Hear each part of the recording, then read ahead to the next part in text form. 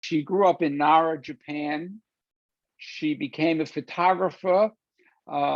She grew up raised by an aunt. Her parents essentially abandoned her as a child, and she was left with an aunt who raised her. And it was a sort of contentious relationship. She tends to be somewhat autobiographical in her films in terms of relationships, but she wanted to be, she's very tall, and she wanted to be a professional basketball player. But she decided when she went to school, she got interested in photography and then finally filmmaking, thankfully. In 1997, she became the youngest winner of the Golden Camera as Best New Director at the Cannes International Film Festival. Quite an honor for a Japanese director. And she won the grand prize at the Cannes Film Festival in 2007 for her film, The Morning Forest, Morning, M-O-U-R-N-I-N-G, The Morning Forest, which was a tale about an older man losing his memory and a young teenage girl who they form a relationship, and she helps him to restore what he has left. She became, as a result, she became the first Japanese director to be a member of the jury for the main competition at the Cannes Film Festival. Her filmmaking is heavily concerned with what she calls the distorted spaces between fiction and nonfiction that has occurred, especially within the state of modern Japanese society. And she focuses on fiction with a documentarian's gaze, which is very apparent in this film. Fiction with a documentarian's gaze. She employs this documentary realism style to focus on individuals of lesser cultural status within Japanese society, challenging the prevailing representation, above all, of women within this male-dominated Japanese film industry. Her personal reflections on contemporary issues in the current climate, which in 2015 and now, especially the current climate of economic depression, such as the declining birth rate, alienation, and the collapse of traditional family structures, which have been plaguing Japan for over 20 years. Sweet Bean is a fable-like story about healing, dealing with past regrets, and learning to move on in life. It concerns a shopkeeper of a small pastry business, dorayaki. Dorayaki is the red bean paste pancake, very, very popular in Japan. It's probably the most popular of desserts. He is saved by a stranger and provides him with the recipe for how to live a simple and happy life. It was adapted from a Japanese novel written in 2013. The novel was called On, and the author of the novel was translated into English, and the author of the novel approached the director with the intent of having her make the film because he so enjoyed her past films. And it provides an intimate and immensely moving portrait of lost people who come together and learn to find some direction in their lives. The three main characters of the story, which you've seen, are from three generations of Japanese society. We have Toku, the elderly woman who shows up looking for work, to work with Sentaro in his shop. He manages the small dorayaki stand, and the youngest member of the trio is Wakana, a teenage customer with parental issues living with her single mother. The universal themes unfold about one's place in the world amidst the struggles of everyday life. Toku, Sentaro, and Wakana are living in isolation. Each one is isolated from society, either self-imposed or by society itself. Imprisoned in some way, whether physically or emotionally, there is one particular metaphor that is especially clear in this film, and it's Wakana's canary, Marvy. Wakana's canary, Marvy. We come to understand that famous expression, why the caged bird sings, why the caged bird sings, and is ultimately set free, as are all of them through their experience. And the truths concerning each of them is slowly revealed. When we first meet Sentaro, he shuffles up the roof. The sound effects that we hear is his shoes clanking on the fire escape. He shuffles up to the roof of his building to smoke a cigarette. And if you remember the opening scene, his back is to the beauty of the cherry blossoms all around him. He doesn't even see them. He turns his back and smokes a cigarette, not even noticing the cherry blossom, which is totally reversed in the end of the film. It's a total reversal in the end of the film. As Toku, so sweet and shy, yet behaves without any pretense, when she first meets Sentaro, quickly points out the huge cherry tree outside the dorayaki stand, asking who planted it. Do you know who planted it? To which Sentaro says, I don't know, I'm not from around here. And yet she will proceed to ask for a job because she always wanted to work, as we learn, in a dorayaki shop. Sentaro initially rejects her application, afraid that the work would prove too much for this little old lady who, moreover, has somewhat deformed hands. However, he is swayed when he reluctantly tastes her bean paste after throwing it away. If you remember, he discards it. And then all of a sudden he turns around and he gives it a chance. He tastes, and the taste and texture are far superior to that of the factory-made bean paste he had been using. And he asked Toku to start making the bean paste with him. We see how he learns from her over the beautiful scenes of the preparation and the cooking of the beans. As she says, everything takes time. You have to see, he says, 2 hours. And she says, sit back, everything takes time. She expresses the adventure of the beans and how tenderly they must be treated in preparation and introduction to becoming the red bean paste. She says, like being on a first date, like being on a first date. I love it. As sweet as the paste she creates, she draws Sentaro out, awakening his own sense of the taste, as he reveals he never even finished the red bean cake until he tasted hers. And again, the film is it's slow to reveal a lot of things, and we come to understand Sentaro completely by the end of the film, as she draws him out. And Wakana, who wants to be educated, is discouraged by her mother, who tells her an education won't put food on the table when she says she'd like to go to high school. Yet she will find a kinship with both Sentaro and Toku, not to mention the young man who waits the tables at the local restaurant. We see a nice little budding relationship there, especially when the two will eventually share in her quest to learn more about Toku's disease. And as we learn more about Toku, and how even in isolation or quarantine, as it's put, she learned to appreciate the life she wasn't able to choose, overcoming her disability and creating beauty all around her. All the characters became authentic. All of these characters became authentic to us through living the lives of their characters. These actors were incredible in the way they lived their lives. Even the ancillary characters provide a close look at the society, both good and bad.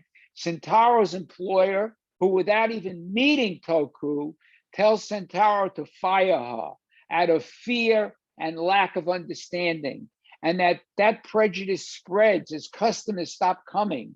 As Toku says later in her letter to Sentaro, if you remember, she says, the ignorance in this world can be crushing. The ignorance in this world can be crushing. But there is also, who we meet later on, Yoshiko, Toku's friend, who, like her, and maybe because of her, shares an enthusiasm for life. And she had become a baker as well. But it is Wakana who suggests that she and Sentaro visit Toku after he was forced to let her go.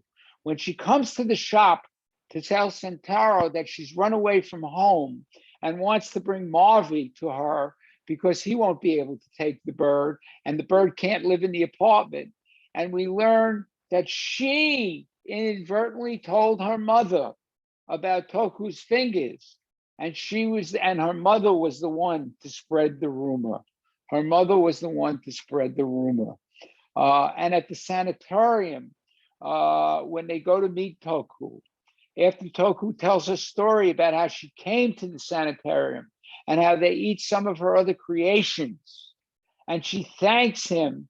And she talks about the bird. She talks about her husband who was been gone for 10 years. And Sentaro breaks down at the taste of her other food, at the memory of it. So much so that he goes home and he writes to her. He writes confessing of what he had done, how he stepped into a fight and he disabled someone in the pub, which was interesting because if you remember at the beginning, she says Sentaro that she doesn't understand why he's working in a dorayaki stand. She says, you'd be better equipped to work in a pub. And he looks at her. And now we know why he looked at her that way.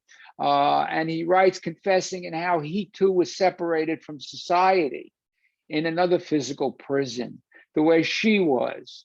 And that after his mother died, he wasn't able to hear anyone else's stories. And he feels defeated, especially after that moment when the owner brings around her nephew to work with him and redo the shop. He's totally repelled and he breaks down. And the most moving scene of the film occurs later, just after that, when Toku meets him, when Wanaka meets him, and they return to the sanitarium after Toku's passing.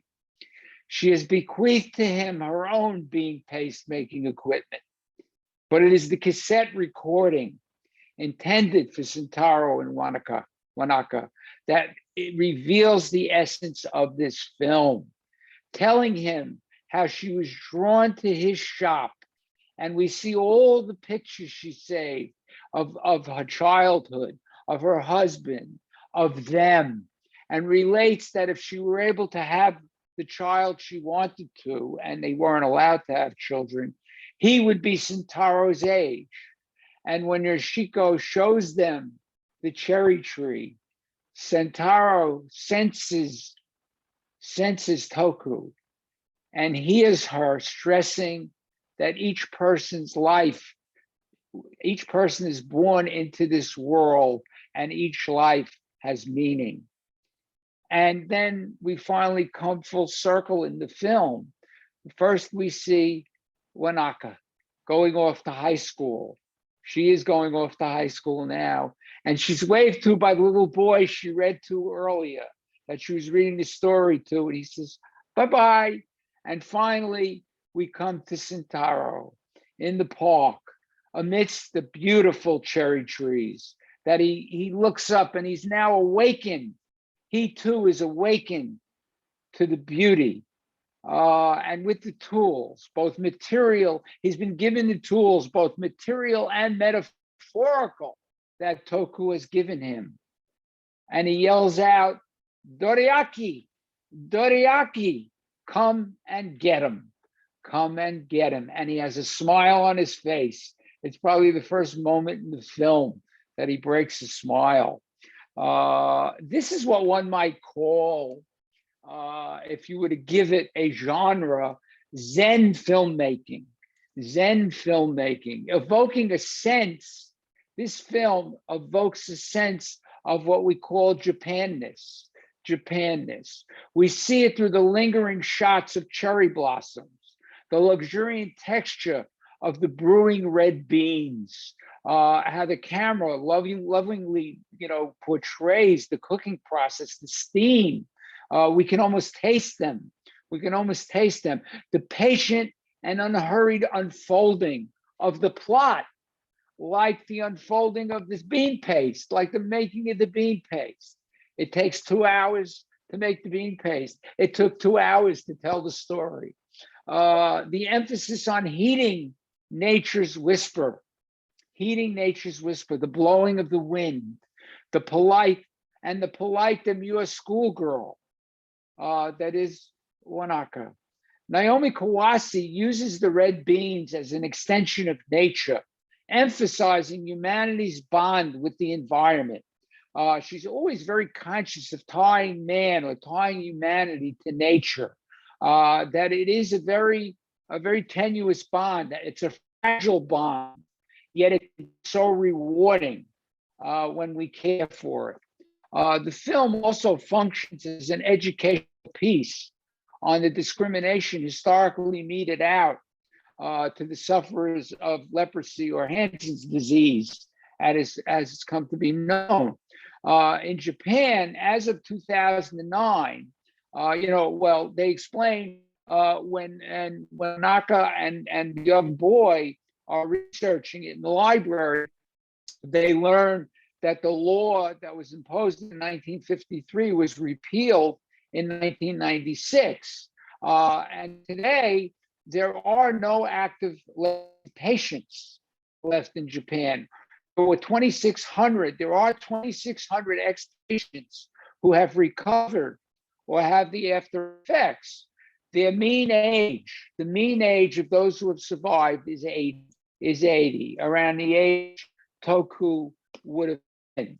Very few, due to their advanced age, play any active role in society today. They still live in sanatoriums, which have really been turned into housing areas. And some of them, and you should know that even before this, those who had leprosy, because it's not that easily contracted, were able to work in society. Those in the sanatoriums today enjoy life in or out.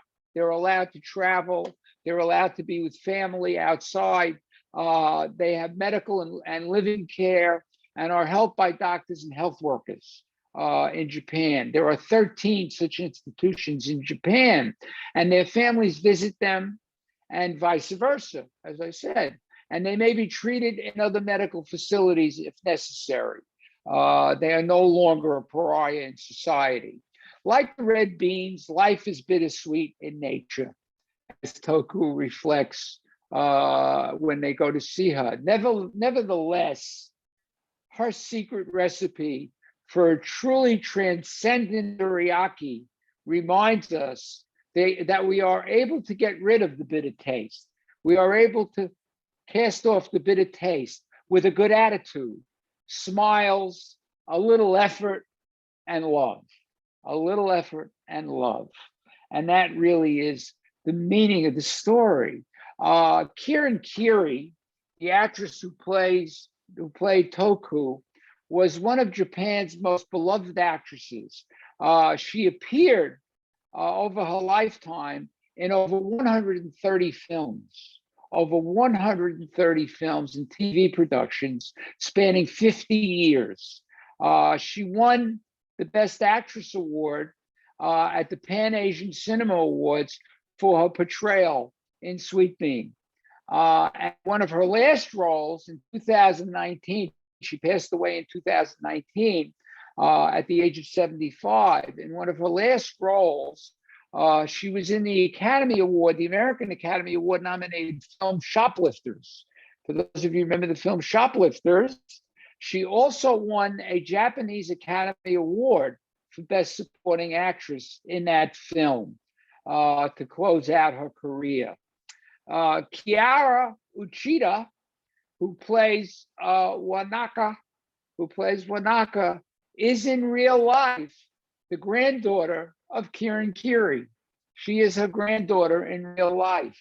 And she was cast in the film. She had only done one part before this, and she was cast in the film thanks to her grandmother. And the two of them play off each other quite well. And Masatoshi Nagasa who plays Sentaro, he had one of his first screen roles. One of his first debuts in film was in an American film entitled Mystery Train by Jim Jarmusch back in the 90s. It was an independent film.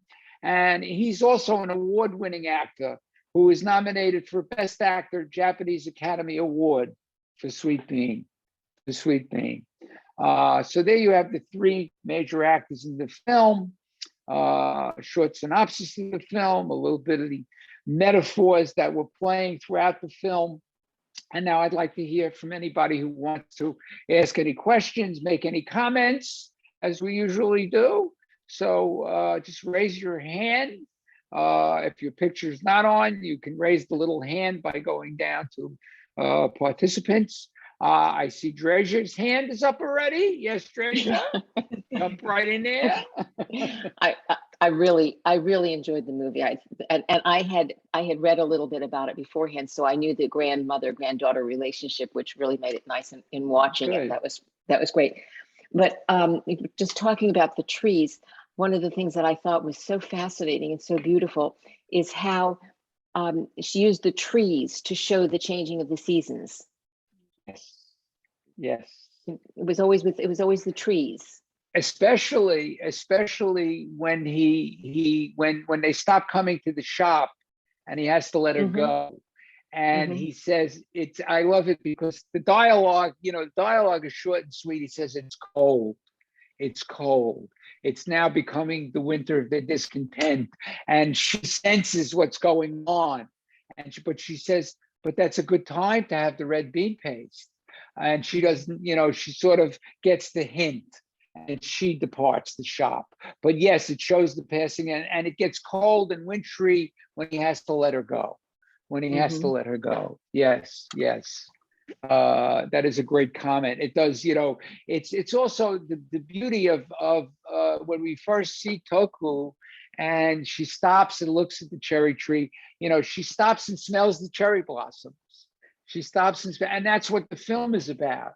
Just take a moment and smell the cherry, look at the cherry blossom, smell the cherry, smell the roses, as we say.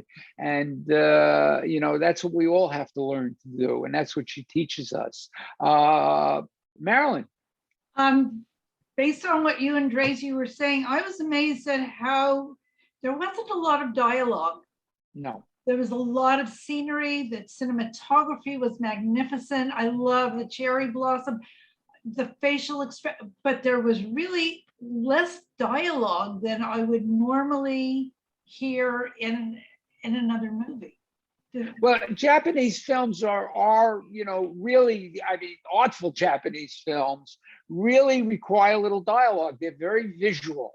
Even as we look at Akira Kurosawa's films, his earlier films, if you look at a film like Rashomon, even, you'll see there's not a lot of dialogue. The stories are told visually.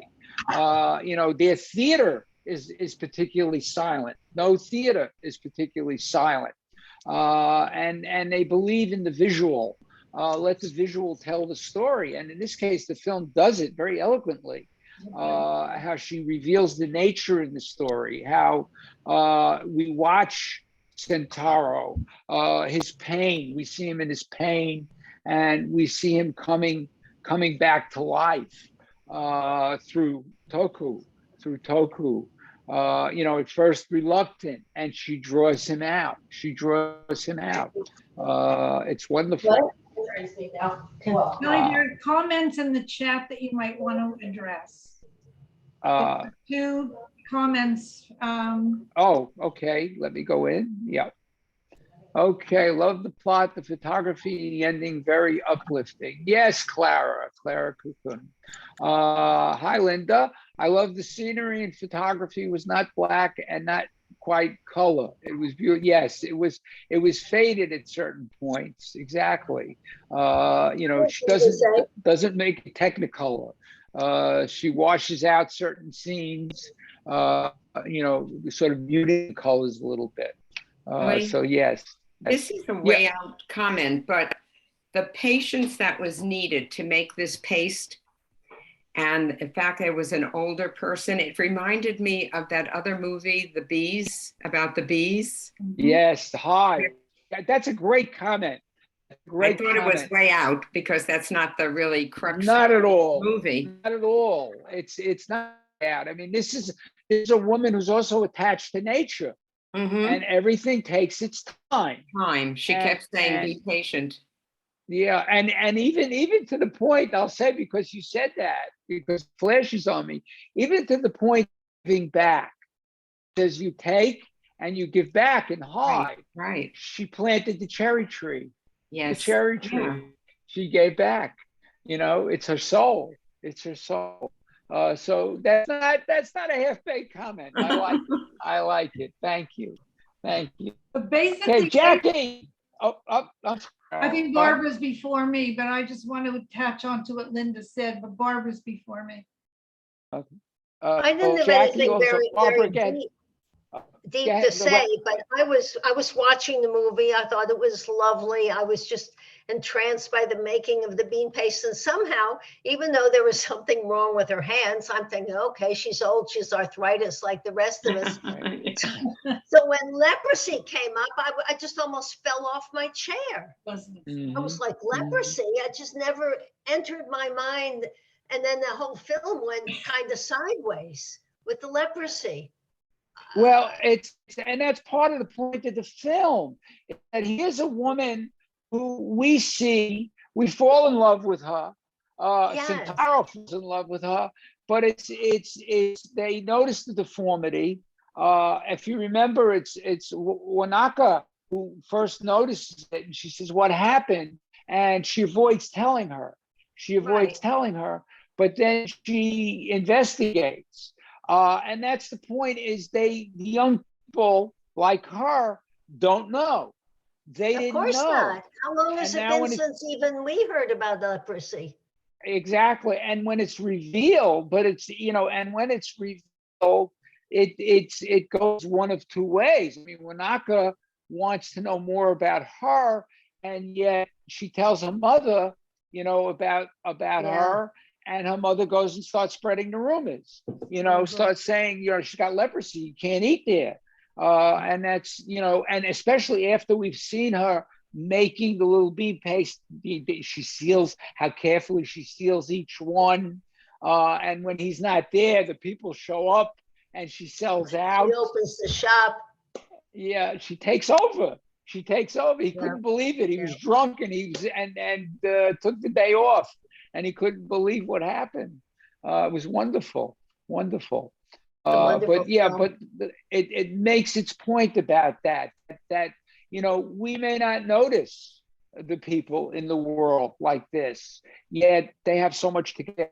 Yet there are so many of them that have so much to give, like Toku, even like Yoshiko. I mean, she was worse off. And yet, she was like a child. She was wonderful. The way she dressed, and she always had a smile on her face. Her best friend always had a smile on her face. It was sweet. Jackie, you had your hand up. I was just going to say, more than any of the movies we've watched so far. Oh, and by the way, my bean paste turned out real well. Good. You really do feel involved with these three. It kind of felt like family. By the end of the movie, that's exactly how I felt about the three of them. And you just made that point where you said that he loved her, everybody loved her, but you feel involved with all three of them. And I really liked that. I thought that was great. Yeah, and that's Naomi Kawase does that. I would say this is probably her most accessible film. She did a film, her latest film is entitled True Mothers, which is available on some of the streaming channels. And it's a film about a woman who adopts a son, and then some years later she gets a phone call from the mother wanting the son back. It's an interesting story. I won't reveal the twists and turns in it, but it's also an engaging story that takes you through what's going on in society in Japan. I mean, it's not, there is a film like Father Like Son, which deals with the same subject that comes from Japan. But she does that. She engages us in her characters, which is why she keeps her cast small. She deals with, 1, 2, 3 characters so that we can become more engaged with them. It is a technique. Marilyn? Going back to what Linda and you were discussing about the time that it took to make the paste and going back to the bees, it seems to me that it's like instant gratification is what the new generations want. They don't have the patience, the time. They don't even seem to appreciate the fact that the quality of the taste of what that generation is doing, even though it is so much better, they will go and buy it industrially. So it's just, in both those movies, I saw the similarity. Thank you, Linda. But, and I'm sure that a lot of movies are discussing this, that this instant gratification, you get what you put into it. That too is a great comment, and it's reflected in the film. It's reflected a couple of ways. The young schoolgirls who are at the shop at the beginning, they kid Sentaro. They could care less about the red bean paste. They just come in to buy it and go.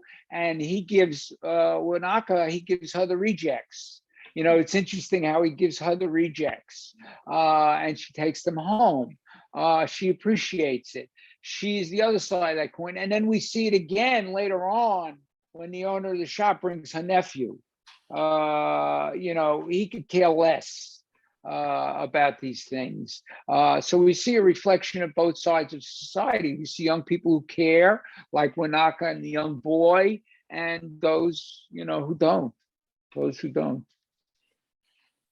I saw in the chat, somebody made a comment. Yeah, Gloria Stern, the significance of the knitted hats.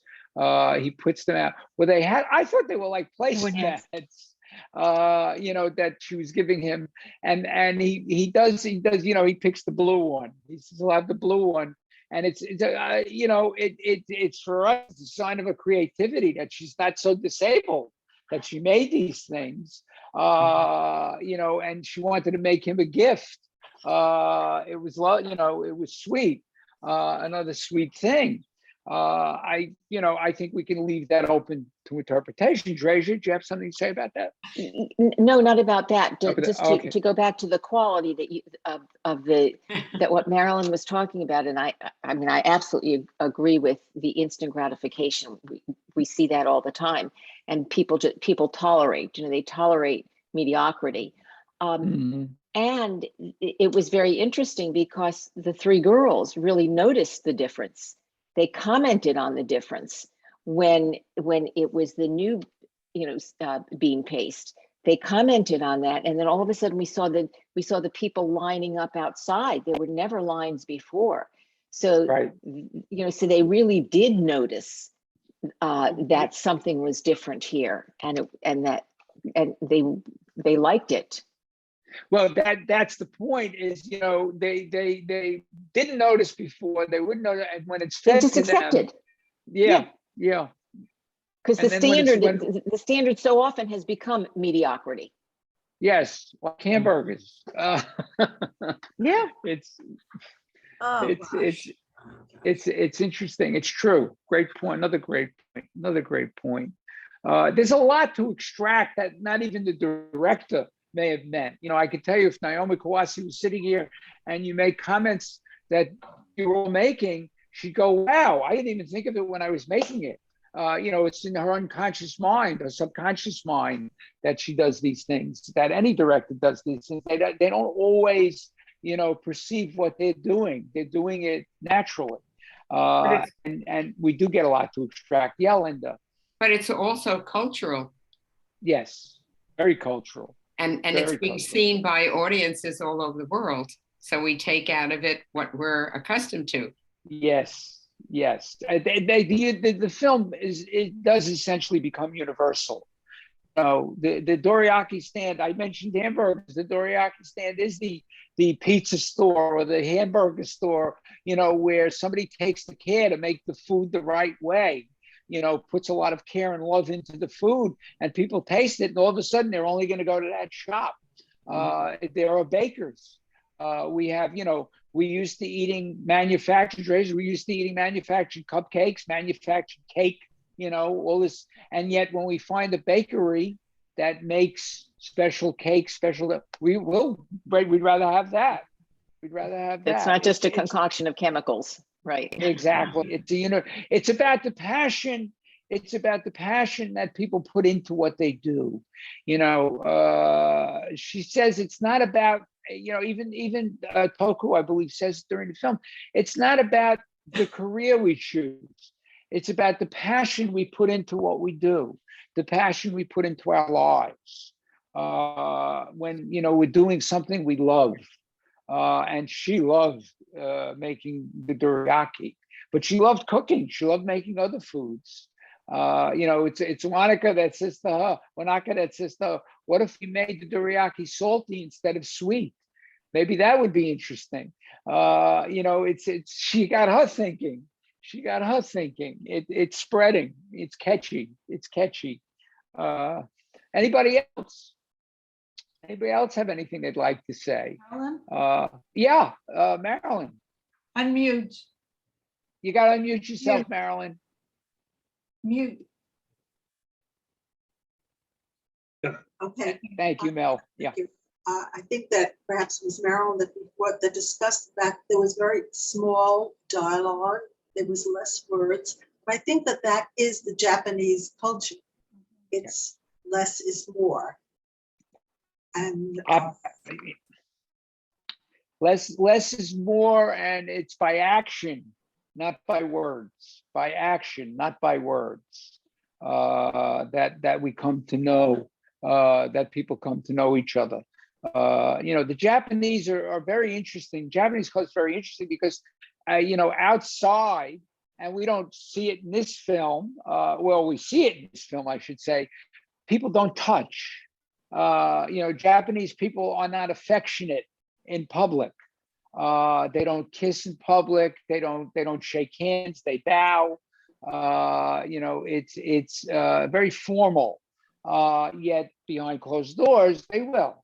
So and they've only learned in the last maybe 20 years. They started to move because of the younger generation who's gone out into the world and seen what the rest of the world is like, have brought it back to Japan. I mean, I noticed once in a Japanese film, actually it was an international film, but they had there were young people standing on the street and they had an international hug day. They wanted to just give people hugs as they walked along the street, to reach out, the young people, saying, wouldn't it be nice if we could all do that? It's very interesting. Marilyn, you had a comment on that? You just made me think of something. The Academy Award winning movie for the best foreign film this year was Drive My Car. My Car, right? yes. And I don't know if it's very long. It's like a 3-hour movie. It is. It was, and I stuck with it. But again, there was no touching. There was none of that. But there sure was right at the end. And it didn't, resonate with me when it happened. But after this discussion, I see how significant this was. It wasn't a romantic hugging. It was not that, but it definitely was a connection. Yeah, it was a catharsis. It was a cathartic. That was so Japanese, but I missed it. Thank you. Yeah, it was a cathartic hug. Very. And that film does have interludes that are well, there's intimacy, but it's behind closed doors. Closed doors. And yes, I mean it's a great film, by the way. I highly recommend it. It is a wonderful film, which I would love to do, and we can do 3-hour movies. That's the beauty of it. Watch it on our own. You watch it on your own. You can break it up if you want. But yeah, it's terrific. Yeah, but that's true. You're absolutely right. It is a Japanese film that does that. Anybody else? Linda, do you have your hand up? You have to unmute. You got on mute. Unmute. Linda. She's trying to. She's trying. Okay, She's now trying you- to. Okay. Okay. It finally came up. I'd been tapping it for a while, and I didn't want to raise my hand till I had mastered it rather than keep you waiting. But anyway, I liked the reference to the bird at the end, and kind of with the symbolism with the setting the bird free, and, could apply to a lot of things. Her soul is free because she's, sees her death there. And then you've got the young man who ran the shop, was going to be free from his demons and a lot of that. And so I thought that was a nice little. Oh, it's a great metaphor in the to bring film. something. Yes, it's a great metaphor in the film because they were all caged in some way. The three of them were all caged in some way, physically, emotionally. They were all caged up, and she released all of them. All of them. Right. She's actually the one that freed all of them. It was wonderful, wonderful. Mel, you had a comment? Yeah, I just want to make one point. The Japanese are very famous for their presentation. If you go into a shop and you spend a quarter, that package is done so wonderful, beautiful. You think it's a $50 item. Yeah, you're absolutely right, especially their flower arrangements. They are very, very, tea ceremonies and flower arrangements are incredible presentations. A tea ceremony is theater. It's pure theater to attend a Japanese tea ceremony. And then to taste the tea on top of it. I mean, that's the least thing of it. But the flowers that they arrange, they all take classes in flower arranging that are wonderful. It's all poetic. It's all part of their poetry. Even their writing. If you saw Toku's letter, the envelope, he opens it up, the big letters on the letter, beautifully done. Handwriting. It's everybody was concentrating on her hands, and yet she was able to do everything. Barbara, do you have your hand up? No. Oh, okay. I'm sorry. No, I was just. Anybody else have anything they'd like to add? No? Oh, okay. Well, let me get into the next film. On July 25th, we have a German film. It was from 2016. In fact, it won the German Academy Award for Best Motion Picture in Germany. It was the best film, best director, best screenplay, and supporting actor. It was a film that swept their awards.